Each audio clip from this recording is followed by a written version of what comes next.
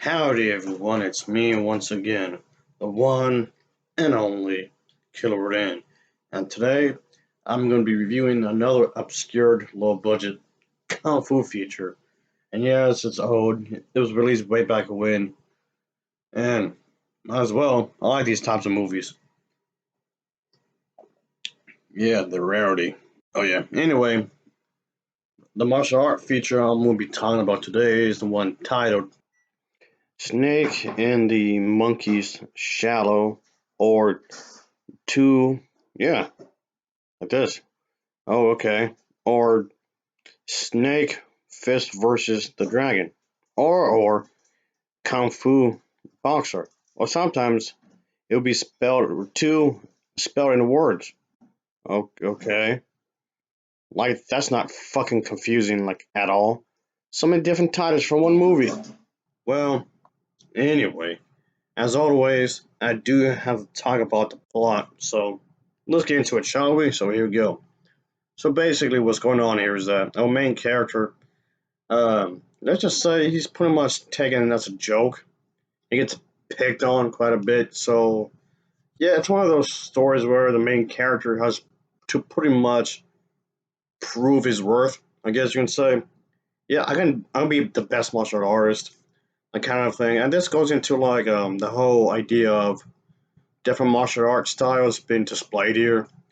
Well, of course, so yeah, the story pretty much starts off with this voiceover saying that when the snake style of kung fu was at its peak, a vicious fighter by the name of this one individual was definitely supposed to be one of the greatest and whatnot of this certain style. The snake style can be a vicious style of kung fu, and but of course, this individual had this determination to dominate the Kung Fu world. And yes, obviously, as a result of this, he has killed many experts until one day he challenged a monkey style expert of Kung Fu.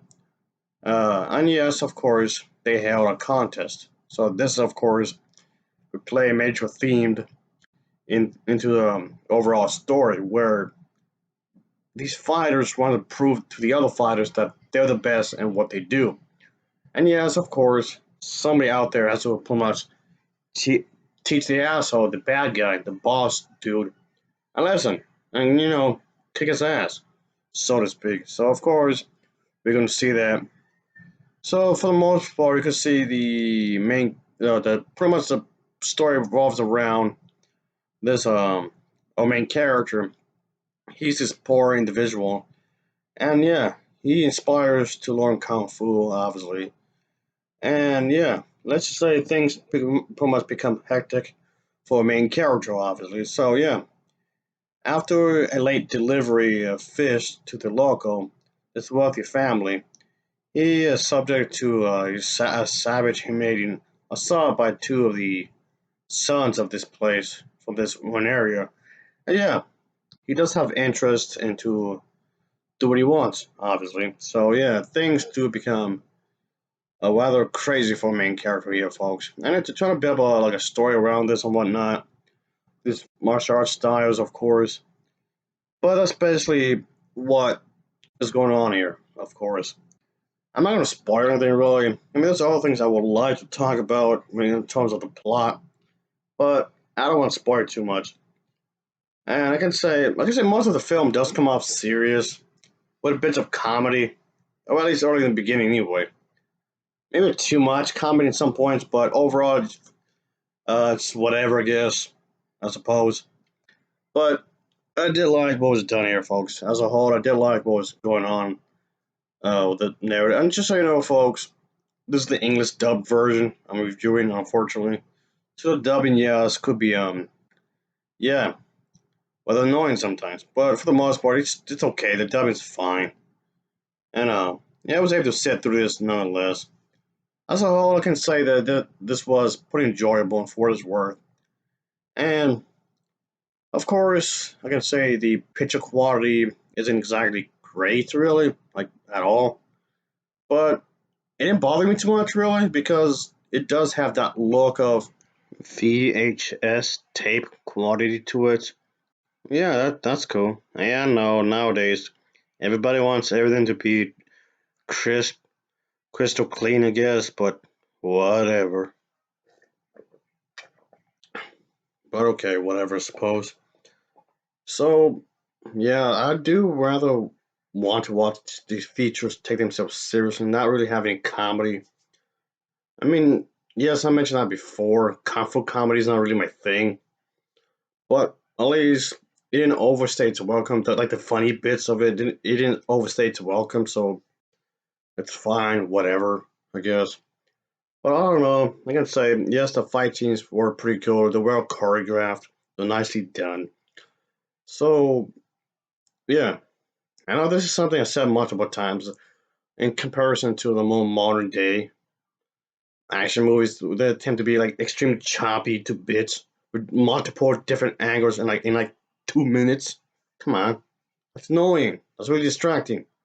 But that's not here, obviously. So points for that. So points for that. Yes, sirree. So I don't know. This was a pretty enjoyable flick, I guess you can say. It was rather solid. So if you have not seen this one as of yet, and if you're interested in seeing something like vintage or whatever, then by all means give this a shot. Because I actually thought this was definitely worth the watch, I suppose. So I don't know. Yes, sirree. That was cool. I liked it. Did enjoy the characters, of course. Our main character wants to show that yes, he can kick ass, and he should. And of course, um, we get to see a training montage. Oh boy, yeah, training montage, of course. That seems to be like a common thing in these movies. And yes, of course, another common thing is movies. The big boss dude, he's tough to take down. Of course he is. So it might need some combined effort to do that to defeat the bad guy, if they can. That is, if they can. But I don't know. I like this. They enjoy what they were going for, of course. So I'll give this an overall rating of a 6.8 out of 10. It gets a 6.8 out of 10 for me. And as always, thanks for watching and take care. Until next time, see you. Oh yeah.